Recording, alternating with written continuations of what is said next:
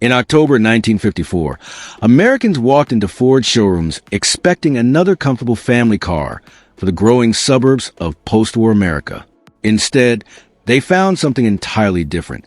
A low-slung two-seat machine with a long hood, a deep chrome grille, an image that looked closer to a European Grand Tourer than anything Ford had ever built before.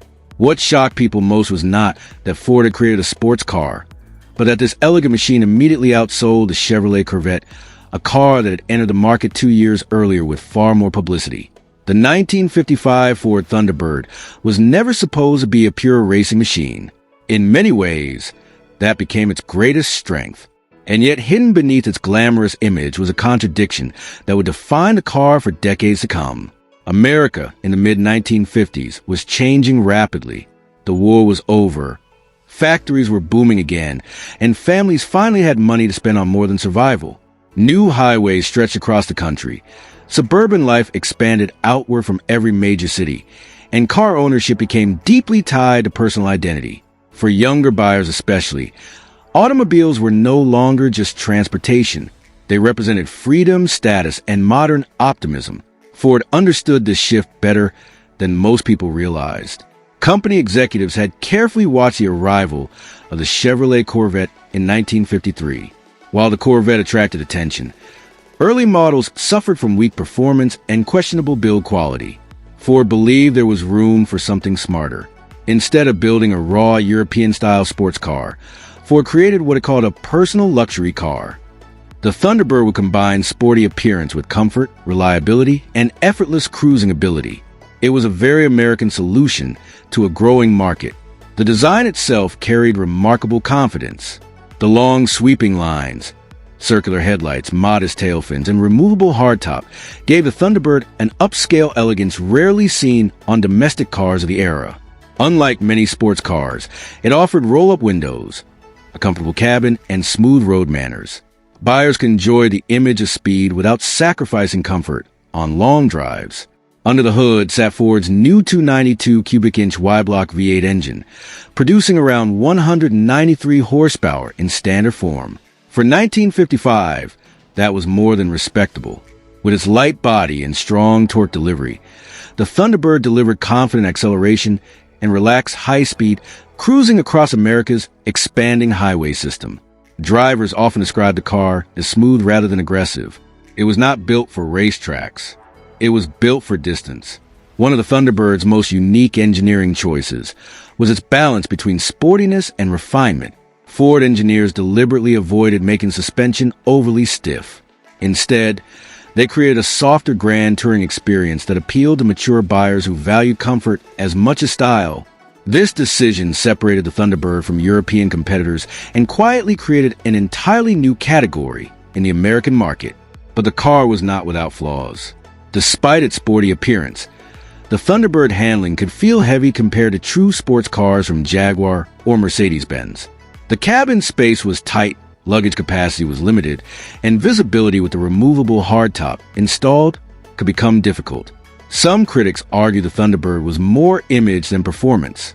In truth, Ford never intended it to be anything else. Ironically, this compromise helped the Thunderbird succeed. Buyers loved the fact that it felt civilized.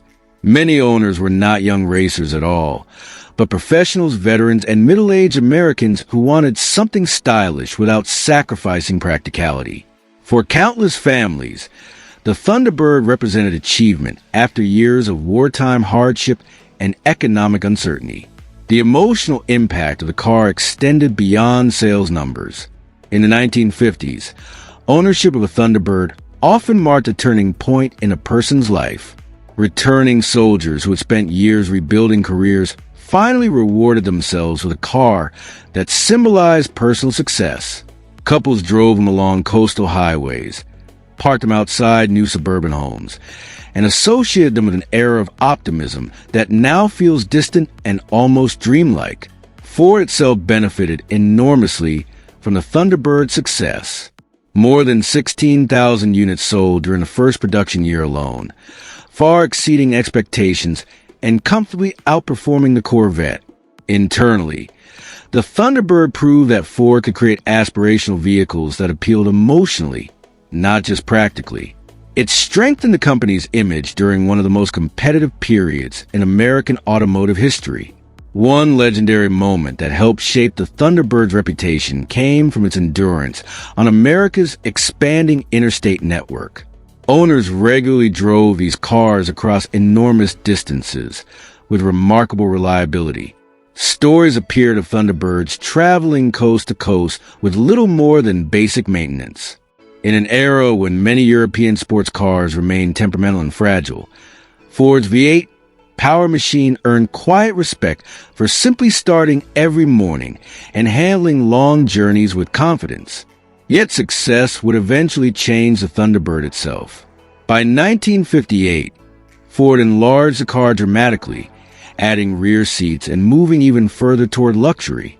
Sales increased, but some enthusiasts believe the original spirit had been lost. The clean simplicity of the 1955 model slowly disappeared beneath growing size, chrome, and complexity. As decades passed, the automotive world changed again. Rising insurance costs, fuel crises during the 1970s, tightening emissions regulations, and shifting buyer priorities all transformed the American car market. The Thunderbird survived through many redesigns, but the purity of the original concept became harder to maintain.